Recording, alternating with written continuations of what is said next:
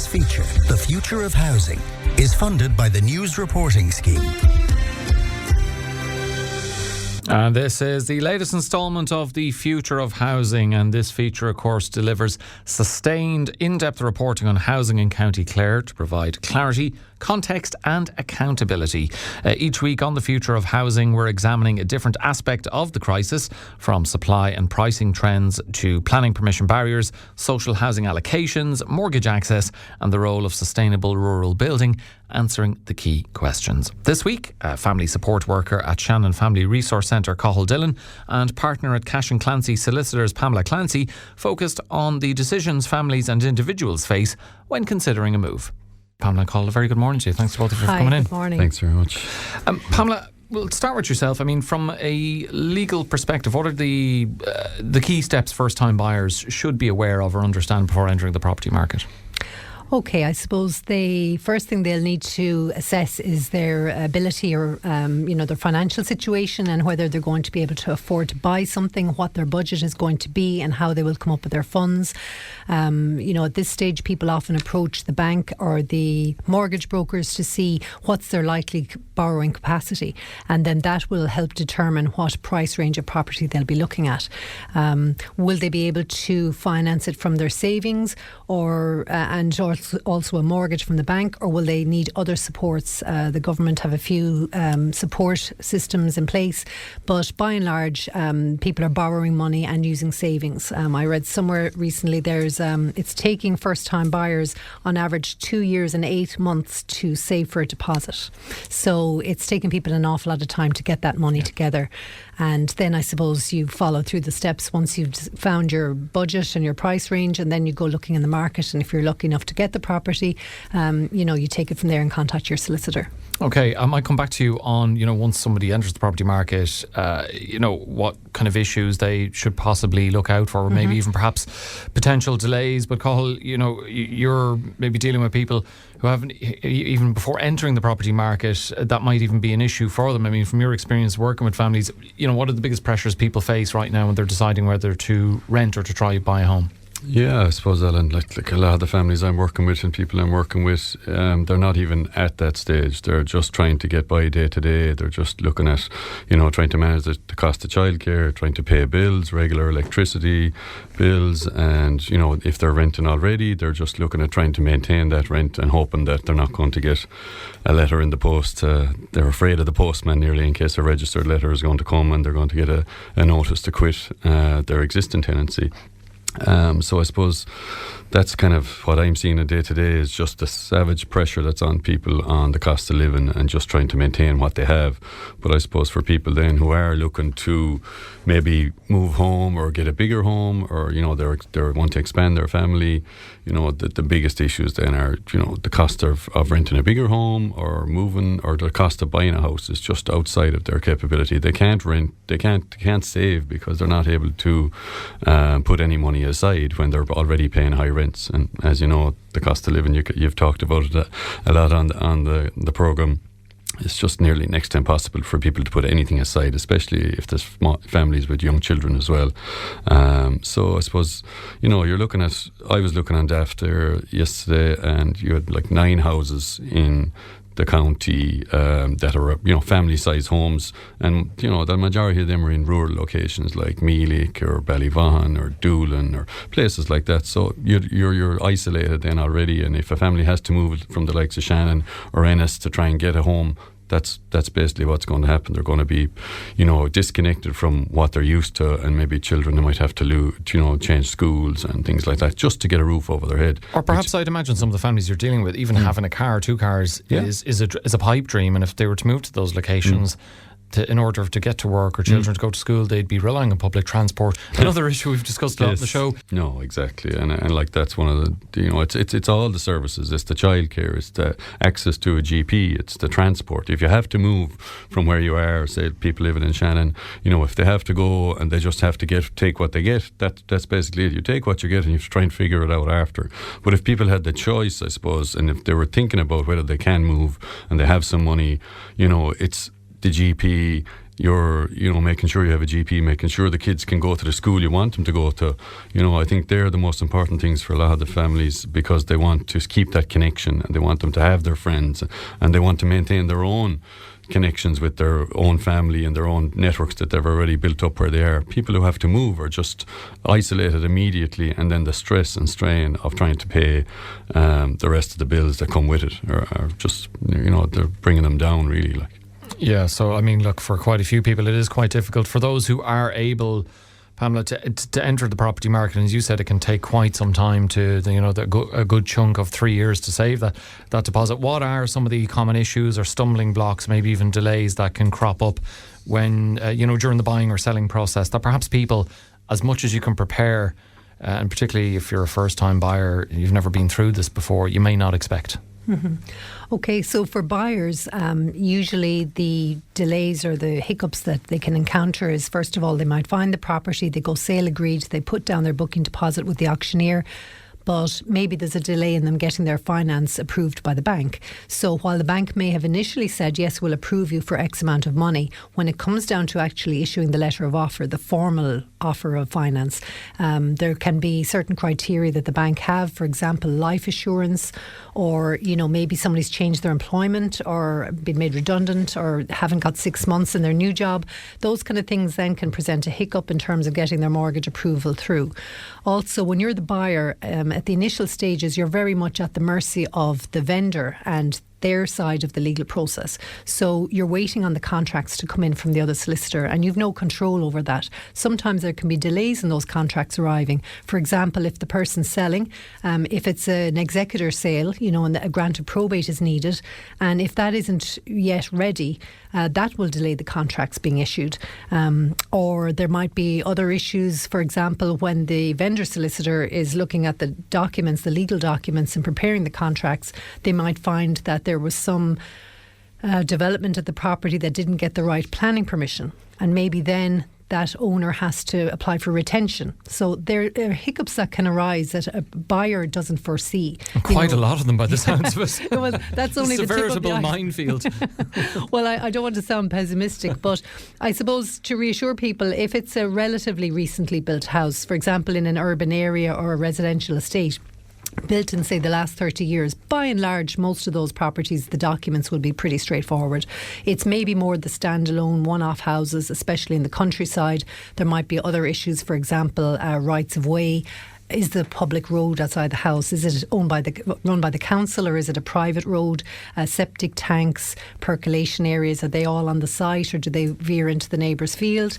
So maybe those standalone one-off houses can present slightly more problems than an established estate in a residential area. Okay, just before I go back to Cathal, and Cathal was talking about the difficulties that can crop up for people who may have little option in terms of the housing options available to them, but to move to rural areas.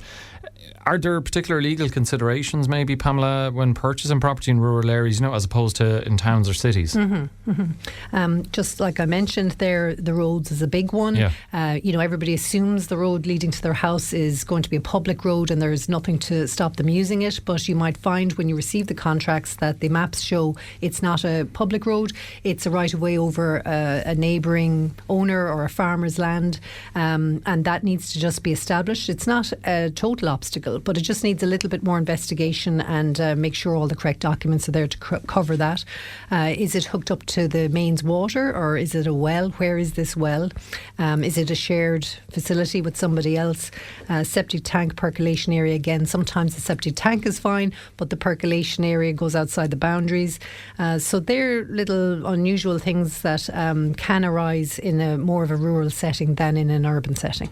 Okay, Cathal, for those, be they individuals or families who they feel stuck between unaffordable rents and inaccessible home ownership, what kind of practical supports or pathways or solutions currently exist for them? I suppose there are some solutions like the HAP allowance that's there with Clare County Council. If you can qualify for HAP, you might be able to get some money towards your renting. But unfortunately, you probably are aware that that's only meeting about 1/5 of what the current rental market is at the moment. And indeed, we discussed that on the show recently with Neil Garvey from the Simon Communities. Talking about that HAP limit needs to be increased because it just what's there isn't enough to help it people. It isn't, and for a lot of families, if they can just about afford the rent, then the rest of the family life suffers. They mightn't be able to afford the broadband. They mightn't be able to afford, some of the other bills that come in as well on top of it, or buy the mobile phone credit or things like that. So, St. Vincent de Paul, I think it's their figures that the government should be looking at really is, how much of the gaps are they filling, because I know from my experience as family support worker, they're filling huge amount of gaps in, the supports that families really need on the ground just to get by. I suppose, like going back to it, I suppose whether you're going to buy or whether you're going to try to move or rent, like the costs of homes are just, 350,000 is the new home now in a lot of the modern estates that are being built. Even just looking at my own family, I have 2 siblings that are still living at home in their mid-30s. So, these are the kind of situations that are actually thinking of your poor parents there. Yeah, exactly. And these are the real situations that are there. People are holding off, they're waiting, they're hoping that maybe, the right type of house will come into my locality. With maybe say I'm Cashin, there are houses being built there and some lovely housing estates, but a lot of them are probably 3 beds or maybe a bungalow, but there's a lot of those then some of them are assigned to social housing, to Clare County Council, and others investment opportunities for people as well. So, it's limited. Even when you hear of housing estates coming up, it's great to see houses being built, and we need way more of them. But a lot of people are really limited. They're trying to save, they're trying to stay at home. That's putting pressure on their parents, and if they have children, they could have 3 generations living under the one roof. And that's where people are at, just to try to figure out, will I have enough money to buy, or will I have enough money to rent a bigger home in a few years' time? And I suppose it's that instability is the biggest problem in the country. You have no guarantee of having rent for 5 years, 10 years. Yeah. There's no long-term contracts where people can say, now I can plan, now I can send my children to this school, or I can do this, or I can have a second child, have a first child, I can start a family. These are all the things that are getting delayed, that insecurity and instability that people have, not knowing what to do. And there isn't even advice there for them on what they could do a lot of the time. Yeah, no, true. And look, I suppose, Pamela, for renters who they have been able to take care of the rent whilst also squirreling away money for a number of years to transition into home ownership. What practical or legal preparations should they begin now? Or, how much can you plan ahead before you get into the process? Okay, well, from a financial perspective, really, from a legal perspective, they need to look at their lease and make sure there isn't a termination date, or, how long are they guaranteed to be able to remain on in the property. Obviously, if a landlord serves a notice to quit, or there's some other deadline by which they have to vacate their rental property, that's going to be a very serious situation for them. The options there, as Cathal described, are quite limited. Other than that, there isn't much legally they can do, only make sure that they comply with their rental terms and hold on to their rental property as long as they can until they find something else that they could buy. And then after that, really, it's as much financial as legal, really. Okay, I wonder, with more complex housing situations emerging, like shared ownership, self-builds and so on, what kind of legal pitfalls should people be aware of? And didn't even mention the so-called beds in the sheds and all of that that's coming down the tracks. Yeah, I suppose for self-builds, many people, if they're fortunate enough to get a site from a parent, often they're being able to build, or they're getting a contractor in or doing a self-build.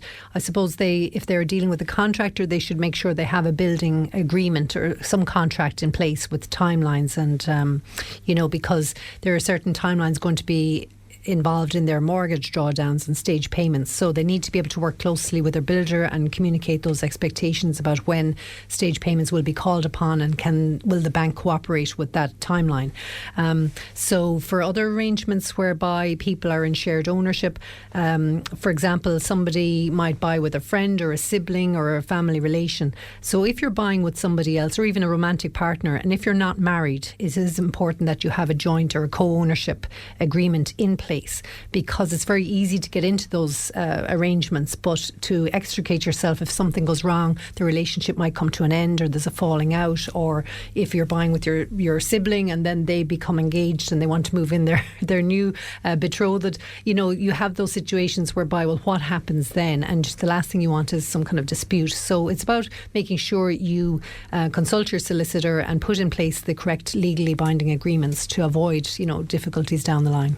Okay, some sound advice there. We'll finish with yourself, Cathal, and we touched on increasing the HAP limits. That'd be one potential thing that could make things better for people trying to find a home. What other kind of changes, be it policy, local supports, awareness, or whatever it might be, do you think would make the biggest difference in helping families progress or proceed with confidence in whatever housing situation they find themselves in? I suppose, the no-brainer is more houses, more one never bed. has easier said than done, being a more apt phrase to use there. One beds. There's a lot of single people out there as well that have become homeless, and the housing options aren't there, even in the emergency side of things with Clare County Council. There's a lot of people on the housing waiting list. There's a lot of people on the social housing lists, but a lot of the time they don't know where they stand on it. So a bit more transparency on, if someone is on the social housing list and they apply for a house on the choice-based letting scheme, that they actually know if they've been considered, if they were, are they, am I going to be another 3, 4, 5 years waiting on this list? Where am I in relation to other people? There's no feedback, there's no letters, there's no anything.